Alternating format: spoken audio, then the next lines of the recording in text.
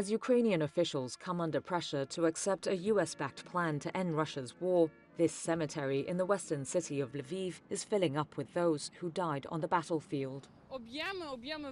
The numbers are staggering, Oksana Ryamruk says. Her husband was killed in June. He's buried along with some 1,000 other soldiers in the Charkiv cemetery.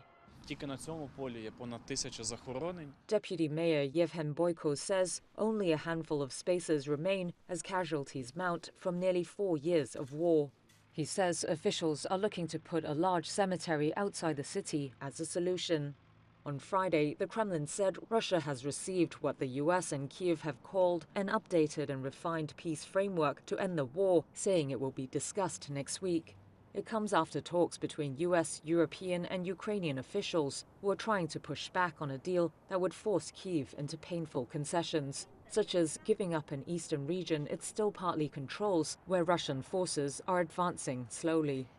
Some mothers, like Olya Kaczmarek, who lost her son on the battlefield, want officials to just accept the deal and end the war. Somehow, it all has to stop, she says. Because the further they advance, the more they want. So our leaders have to somehow accept. I understand that my son fought there for that land and died, and now they just want to give it away.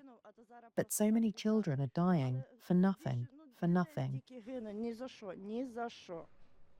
But a narrow majority of the country still rejects territorial concessions, despite the war dead numbering in tens of thousands, according to a recent poll by the Kyiv International Institute of Sociology. In a somber address last week, President Volodymyr Zelensky warned his country faced its most difficult moment yet, saying he would not betray Ukraine's interests by signing a bad deal. Antonina Rishko, who also lost her son in the war, is in that majority.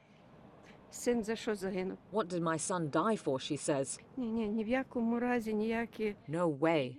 No giving up of our land.